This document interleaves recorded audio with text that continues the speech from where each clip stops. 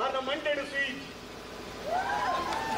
ಎಸ್ಪಿನ ಮಂಡ್ಯದ ಸ್ವೀಚ್ ಉದಾಹರಣೆಗೆ ಕುಜಲಿಚ್ಚಿ ಯಾರು ಖಾಲಿ ಕುಜಲಿಚ್ಚಿಂದ ಮಾತ್ರ ಏನಿದ್ದೀನಿ ಹರಿಗಿಸ್ತದೆ ಮುಲೈ ಪೊಂಡುಲ ಇಚ್ಚಿಂದ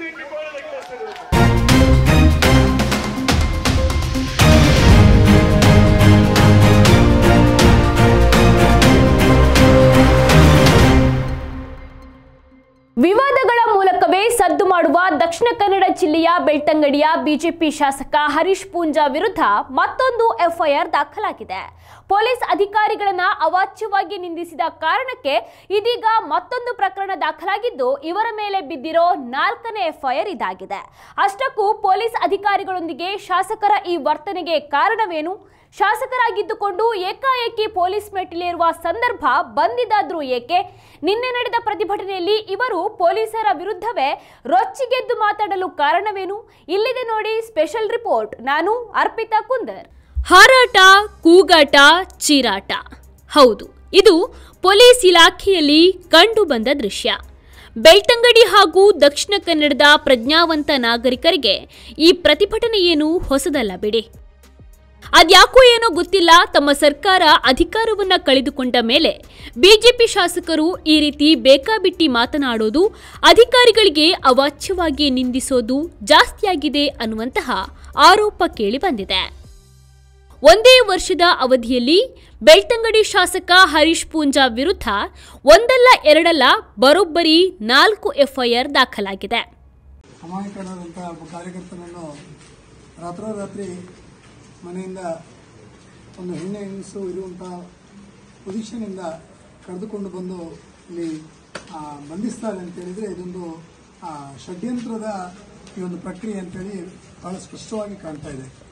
ನೇರವಾಗಿ ರಾಜಕೀಯ ಪ್ರೇರಿತವಾದಂಥ ಇದೊಂದು ಹುನ್ನಾರ. ಇದಕ್ಕೆ ನೇರ ಹೊಣೆ ಕಾಂಗ್ರೆಸ್ಸಿನ ಒಂದು ದುರಾಡಳಿತವನ್ನು ಬಹಳ ಸ್ಪಷ್ಟವಾಗಿ ಕಾಣ್ತಾ ಇದೆ. ಒಂದು ದ್ವೇಷದ ರಾಜಕಾರಣವನ್ನು ಮಾಡ್ತಾ ಇದ್ದಾರೆ.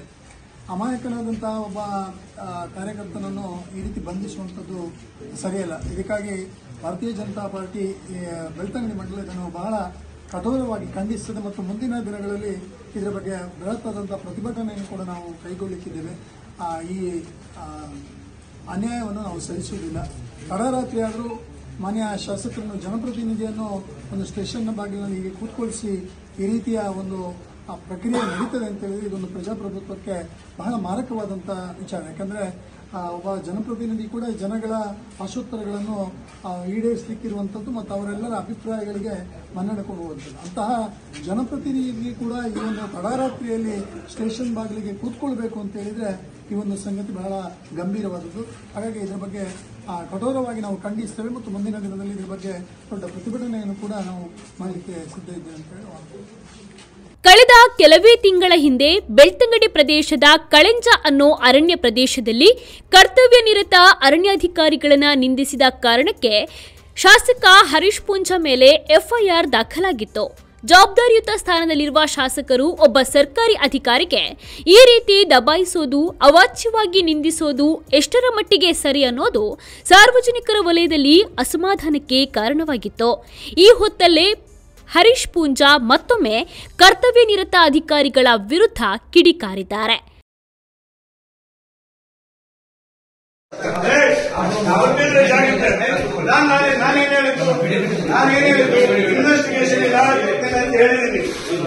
ಆಯ್ತು ಬಿಡ, ನಾನು ಇಲ್ಲ ಅದಾಗೋದಿಲ್ಲ. ನಾನು ಹೇಳ್ತೀನಿ,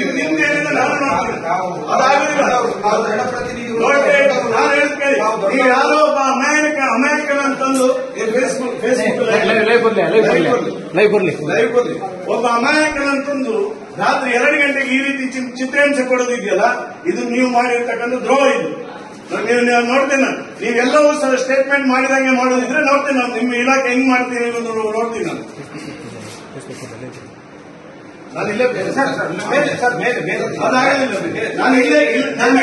ನಾನು ಬೆಳಗಿನವರೆಗೆ ಇಲ್ಲೇ ಮಲಗುದು.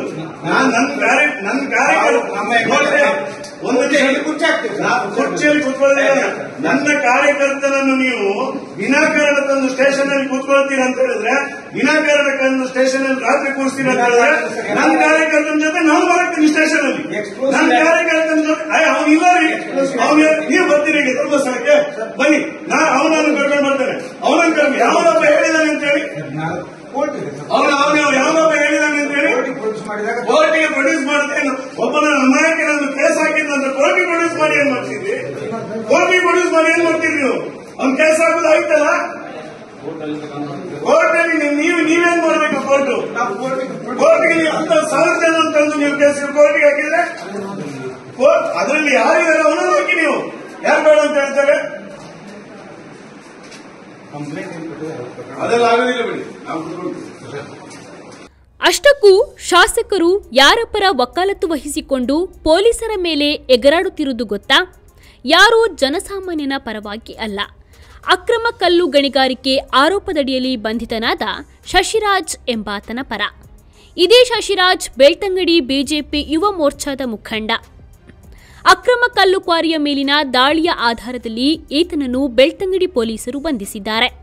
ಇದೇ ಕಾರಣಕ್ಕೆ ಶನಿವಾರ ರಾತ್ರೋರಾತ್ರಿ ಶಾಸಕ ಹರೀಶ್ ಪೂಂಜಾ ತಮ್ಮ ಬೆಂಬಲಿಗರೊಂದಿಗೆ ಪೊಲೀಸ್ ಠಾಣೆಗೆ ಮುತ್ತಿಗೆ ಹಾಕಿದ್ದಾರೆ.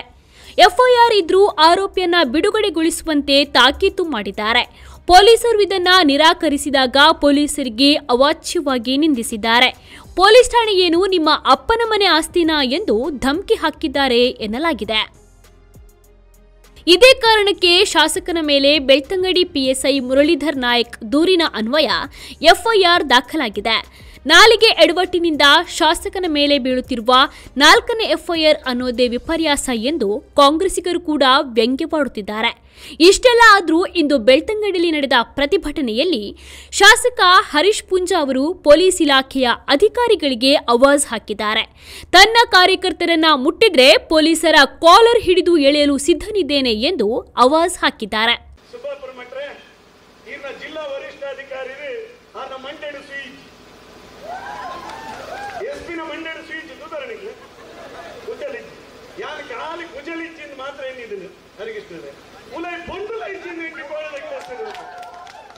ಜಿಲ್ಲಾ ನೆಗಲೆ ವಾರೀಜಿದ ಷಡ್ಯಂತ್ರ ಮಂದಿರ ಪಂಡ ಶಶಿನ ಅರೆಸ್ಟ್ ಮಂದಿ ಬೆಟ್ಟಿಗೆ ಸುಬ್ಬಾಪುರ ಮಟ್ಟಿಗೆ ಫೋನ್ ಮಲ್ಪನಾಗ ಫೋನ್ ತೆಪ್ಪುಜಿ ತಹಶೀಲ್ದಾರಿಗೆ ಫೋನ್ ಮಲ್ಪನಾಗ ತಹಶೀಲ್ದಾರ್ನ ಮೊಬೈಲ್ ಸ್ವಿಚ್ ಆಫ್ ಸೈದೇಬಾಡು ಮೆಕ್ಕಲಪುರ ಕಾಂಗ್ರೆಸ್ ಏಜೆಂಟ್ ನಕಲೆ ಜಿಲ್ಲೆಯ ವರಿಷ್ಠಾಧಿಕಾರಿ ಎಸ್ಪಿ ಅನ್ನ ನಿಯಂತ್ರಿಡಿಪೇರು ಎಂದು ಬಂದದ್ದು ಎಸ್ಪಿಗೆ ಫೋನ್ ಮಲ್ಪನಾಗ ಬೊಲ್ಪ ಮುಟ್ಟ ಫೋನ್ ತೆಪ್ಪುಜೇರೆ ಸ್ವಾಮಿ ಜಿಲ್ಲೆಯ ಇಡಮುಟ್ಟಲ್ಲ ನಿಖಿಲ್ ಕಾಂಗ್ರೆಸ್ ಏಜೆಂಟ್ ನಕಲ ಜಿಲ್ಲೆಯ ಇಡಮುಟ್ಟಲ್ಲ ನಿಖಿಲ್ ಕಾಂಗ್ರೆಸ್ ಏಜೆಂಟ್ ನಕಲ ಎಸ್ಪಿ ಅವರೇ ನೀವೊಬ್ಬರು ಜಿಲ್ಲೆಯ ವರಿಷ್ಠಾಧಿಕಾರಿಯಾಗಿ ಈ ತಾಲೂಕಿನ ಒಬ್ಬ ಜನಪ್ರತಿನಿಧಿ ಶಾಸಕ ಫೋನ್ ಮಾಡಿದ್ದನ್ನು ಫೋನ್ ರಿಸೀವ್ ಮಾಡುವುದಿಲ್ಲ ಅಂತ ಹೇಳಿದ್ರೆ ನಿಮ್ಮನ್ನು ನಾನು ನೇರವಾಗಿ ಹೇಳ್ತೇನೆ, ನೀವು ಕಾಂಗ್ರೆಸ್ ಏಜೆಂಟಿನ ರೀತಿಯಲ್ಲಿ ಕೆಲಸ ಮಾಡ್ತಾ ಇದ್ದೀರಿ. ಕಾಂಗ್ರೆಸ್ ಏಜೆಂಟ್ ಎನ್ನ ಕಾರ್ಯಕರ್ತರನ್ನು ಭಾರತೀಯ ಜನತಾ ಪಾರ್ಟಿಯ ಕಾರ್ಯಕರ್ತರನ್ನು ನಿಖಿಲ್ ಅರೆಸ್ಟ್ ಮತ್ತು ವಿನಾಕಾರಣ ಉಲಾಯಿ ಕುಲ್ಲನಾಗ ಯಾನ ಆಕ್ರೋಶಡೆ ಬಾಧ್ಯರನ್ನು ಯಾನ ಅಧಿಕಾರಯುತವಾದ ಬಾಧ್ಯರನ್ನು ಅನ್ಯಾಯವಾಗಿ ನಿರಪರಾಧಿಗೆ ಶಿಕ್ಷೆ ಅವಲಕ್ಕೆ ತುವನ್ನು ಎನ್ನ ಜವಾಬ್ದಾರಿ ಮುರಣಿಲ ಆತೆ ಪಾತ್ರತೆ ನನ್ನ ತುಂಬಗಳ ಬೆಟ್ಟಗಟ್ಟಿದ ಕಾರ್ಯಕರ್ತರನ್ನು ಮುಟ್ಟಿಯ ತಂಡ ಕಾಲರ್ ಪತ್ತದ ವೈದ್ಯ ಪಾಠದ ರೆಡಿ ಭಾರತೀಯ ಜನತಾ ಪಾರ್ಟಿಯ ಕಾರ್ಯಕರ್ತರ ಪರವಾದ ಬೆಟ್ಟಂಗಡಿ ತಾಲೂಕಿನ ಮತದಾರರಿಗೆ ಅನ್ಯಾಯ ಪುಣ್ಣ ಯಾನ್ ಜೈಲು ಕೊಲ್ಲಿರ ರೆಡಿ ಇಲ್ಲ ಪೊಲೀಸ್ ತಕ್ಕಲ್ಲ ಕಾಲರ್ ಪತ್ತಲ್ಲ ಯಾನ್ ರೆಡಿ ಇಲ್ಲ ಅಂತ ಬರಪನೆ ಇಲ್ಲ ಈ ಸಂದರ್ಭ ಬಂದ ಭಾರಿ ಸಂತೋಷ ಪಡುತ್ತೆ. ಈ ಸಂದರ್ಭಗಳು ಪೊಲೀಸ್ ಇಲಾಖೆ ಶಾಸಕನ ಗತ್ತು ದವಲತ್ತು ದಿನ ಕಳೆದಂತೆ ಮಿತಿ ಮೀರುತ್ತಿದೆ. ಜನರಿಗೆ ಕಾನೂನು ಸುವ್ಯವಸ್ಥೆಯ ಮೇಲೆ ಭರವಸೆ ಮೂಡುವ ನಿಟ್ಟಿನಲ್ಲಿ ನೈತಿಕ ಸ್ಥೈರ್ಯ ತುಂಬಬೇಕಾದ ಒಬ್ಬ ಜವಾಬ್ದಾರಿಯುತ ಶಾಸಕನ ಈ ವರ್ತನೆ ಖೇದಕರ ಎಂದು ಜನಸಾಮಾನ್ಯರು ಕೂಡ ಆಡಿಕೊಳ್ಳುತ್ತಿದ್ದಾರೆ. ಹಾಗಾದರೆ ಕಾನೂನು ಸುವ್ಯವಸ್ಥೆ ಕಾಪಾಡುವ ಪೊಲೀಸ್ ಅಧಿಕಾರಿಗಳಿಗೆ ಸ್ವತಂತ್ರವಾಗಿ ಕರ್ತವ್ಯ ನಿರ್ವಹಿಸಲು ಅವಕಾಶ ಇಲ್ವಾ ಅನ್ನುವಂತಹ ಪ್ರಶ್ನೆ ಕೂಡ ಮೂಡಿದೆ. ಸರ್ಕಾರಿ ಅಧಿಕಾರಿಗಳಿಗೆ ನೈತಿಕ ಸ್ಥೈರ್ಯ ತುಂಬಬೇಕಾದ ಜನಪ್ರತಿನಿಧಿಯೇ ಈ ರೀತಿಯ ವರ್ತನೆ ತೋರಿದ್ರೆ ಇನ್ನು ಸಾಮಾನ್ಯ ಜನರು ಪೊಲೀಸ್ ಇಲಾಖೆಗೆ ಗೌರವ ನೀಡ್ತಾರಾ ಅನ್ನೋದೇ ಪ್ರಶ್ನೆಯಾಗಿದೆ. ಒಟ್ಟಿನಲ್ಲಿ ಆರೋಪಿ ಎಂದು ಬಂಧಿಸಿದ್ದ ಶಶಿರಾಜ್ ಶಾಸಕರು ಹೇಳುವಂತೆ ನಿಜವಾಗಿಯೂ ಅಮಾಯಕನ? ಕಾಂಗ್ರೆಸ್ ಇದರಲ್ಲಿ ರಾಜಕೀಯ ಏನಾದರೂ ನಡೆಸ್ತಾ ಇದೆಯಾ? ಶಾಸಕರ ಈ ಆಕ್ರೋಶ ಎಷ್ಟರ ಮಟ್ಟಿಗೆ ಸರಿ? ಎಲ್ಲವೂ ಕೂಲಂಕುಷ ತನಿಖೆಯಿಂದ ಮಾತ್ರ ತಿಳಿದು ಬರಲು ಸಾಧ್ಯ.